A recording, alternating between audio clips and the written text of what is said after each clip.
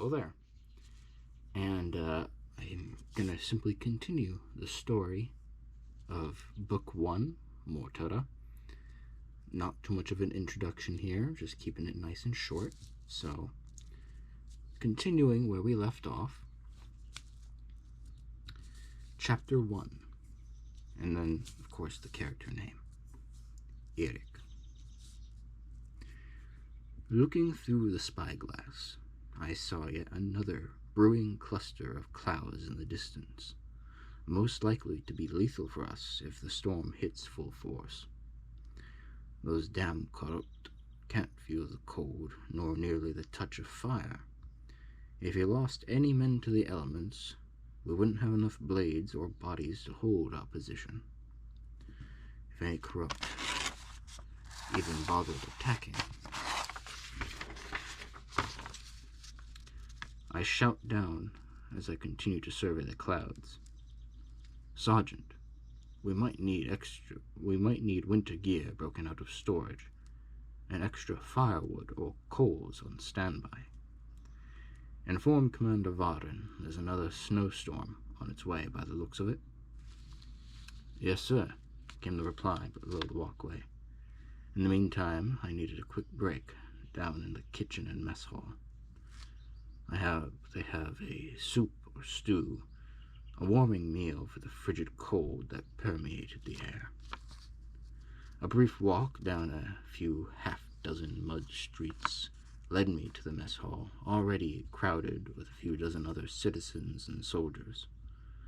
The chill was only dulled by the hall's central fire and the pipes that fed from it to the floor and ceiling, helped only by the body heat of a few dozen people.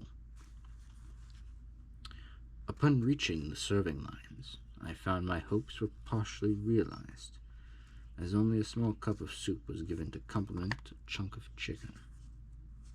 Luckily, it wasn't the usual thin broth, but a nice bisque of sorts, as the cooks were able to save a few rounds of tomato rations.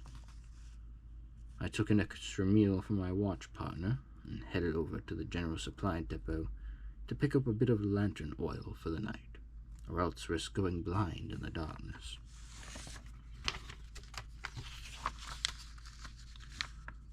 Walking between the kitchen's supply depot and the walls, I heard the faint sound of children playing, throwing snowballs and running in the fields just north of here, where it was marginally safer than to the south, or even here in the walls.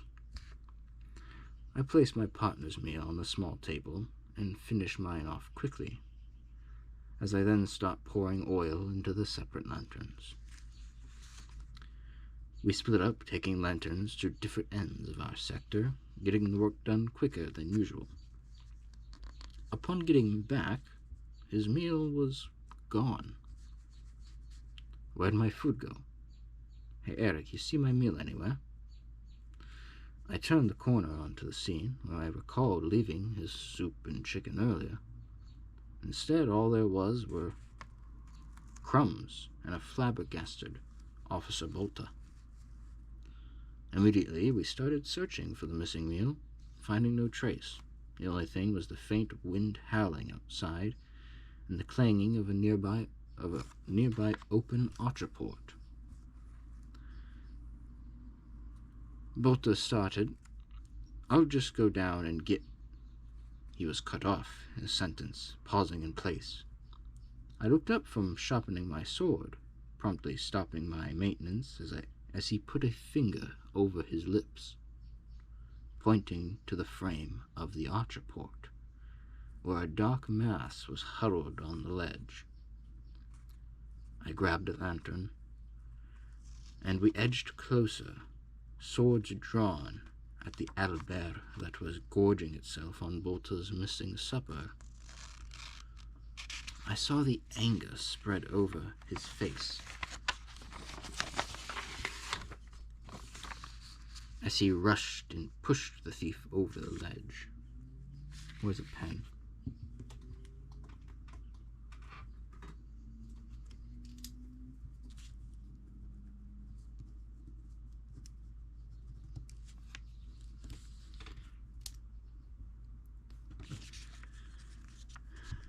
and pushed the thief over the ledge before it even realized we were there.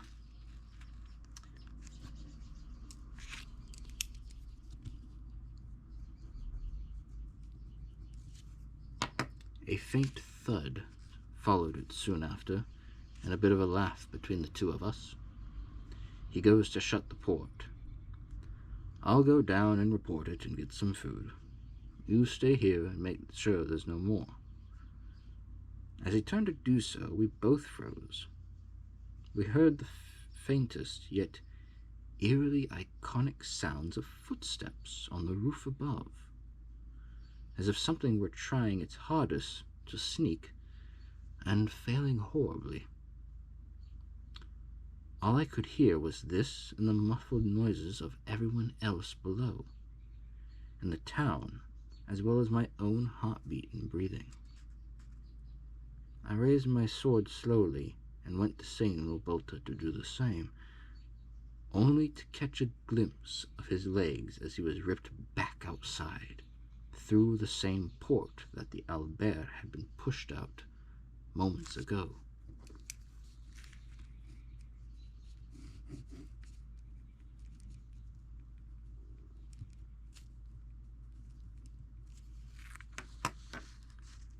A large hand reached through, gripping the window wall, and crashed its large bulk into the hallway. The giant mongrel heaved, a foul fog forming from its hot breath in the cold. Its pale yellow eyes scanned its new surroundings, piercing the darkness created from the chilly wind blowing out the lanterns. It took a few steps forward, its eyes locking onto me as it formed a roguish fanged snarl. It brought down a large halberd which nearly missed me and shattered the small table, spilling lantern oil across the corridor. Multiple pairs of blue eyes lit up the corridor, crashing through the ceiling and up through the archer ports with much more stealth than their large friend. I slowly edged backwards, reaching for the alarm bell along the wall, as the mongrel swings down again and the Albrez break into a swift sprint. I finally feel the rope and pull hard and rapidly, breaking the silence and enraging the creatures before me even further. I cut a few of the smaller ones down, only for the mongrel to swing wide, shattering the halberd blade against the wall.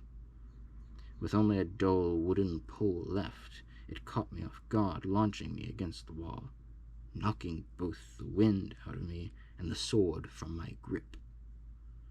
I unsheathed a dagger from my belt and threw it into the mongrel's eye, freeing me just as several of my comrades came up the steps to meet the corrupt forces head-on.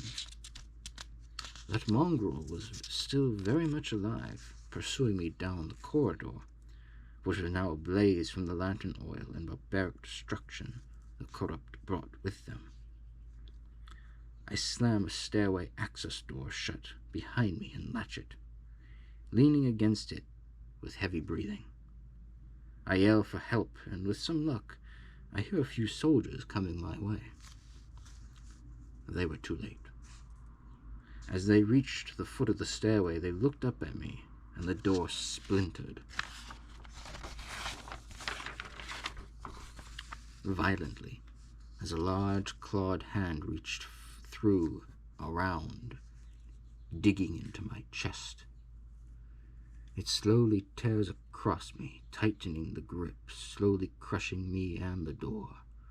I grasp for help feebly, only for the soldiers at the bottom to raise their crossbows and open fire. The bolts tear into me, through the door, into the mongrel on the other side, sending us both crashing forwards down the stairs. All I could see in the fading black were the soldiers continuing to fire upwards, while others streamed past to the front lines. Reynolds. From cold to colder, the sweat breaks over my brow as I'm jolted from the delicacy of sleep. The source of my rude awakening wasn't the usual sounds of soldiers around fires or citizens in the market, but instead something more heated, literally. I flew my shutters open, seeing civilians running due northeast, as soldiers filed the other way, with several sections of the walls ablaze. As if I were drunk, I struggled to get my uniform, armor, and weapon belt on, before begrudgingly going into the cold, with the wind shutting the door behind me. Reality settled in as the screams of panic and confusion infected the air, and a fireball erupted from the southern wall, filling the air with a foul vibration.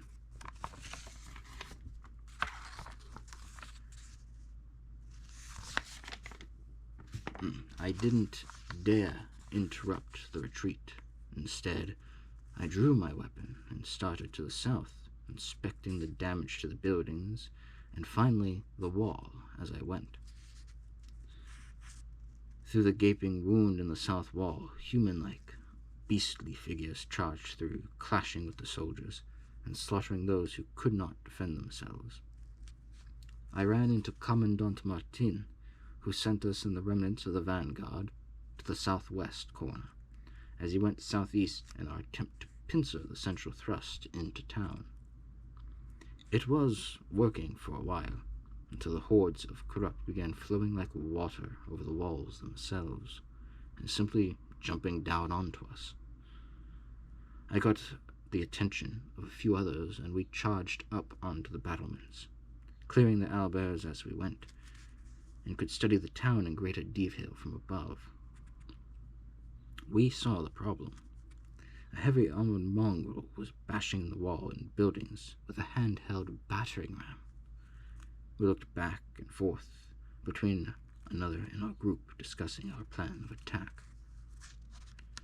We split our small force, leaving me and one other on the wall, springing to a position right above that bastard.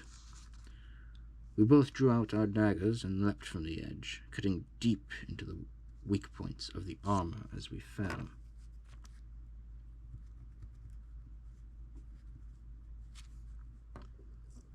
I caught his neck by chance and was able to hold on and dig deeper, repeatedly stabbing into the soft flesh. It let out a deep howl of pain and surprise, reaching up to swipe me away, only for me to dodge and land on the crimson-tainted snow, joining the remaining force. The last in our group go in with their claymores and cut deep into each leg, bringing it to its knees, then lying upon the ground. We were formed into a shield wall of sorts, finally ready to counterattack these monsters. Barely any time to catch our breath. Only then, a dark, slate-gray mist swept over the ground, through the streets, between our ranks. More of the corrupt emerged from the dark miasma, crashing hard into our ranks. It felt as if I had become heavier as the impact shook me to the bone. We killed several more before the vengeful nature of the corrupt's renewed assault overtook and began to degrade our lines. I collapsed to the ground as the blade of an enraged owlbear struck down upon me, and the mist thickened and advanced like a blanket over the crumbling defenses. Tristil. The last of the civilian-filled wagons passed the gate. This was probably the quickest and most successful evacuation the army had performed, as if it were something to be proud of. And I think I'll leave it there, at the end of a sentence. And I'll print out the next section and save that for the next video. So, there's a few points I have to fix in here. Just a few choice words, I suppose. But I do hope you enjoyed this bit of a reading. Maybe found it, I don't know, entertaining of sorts, maybe relaxing, I don't know. And I do hope to catch you in the next, it's not really a chapter per se, but the next section. Until next time, peace.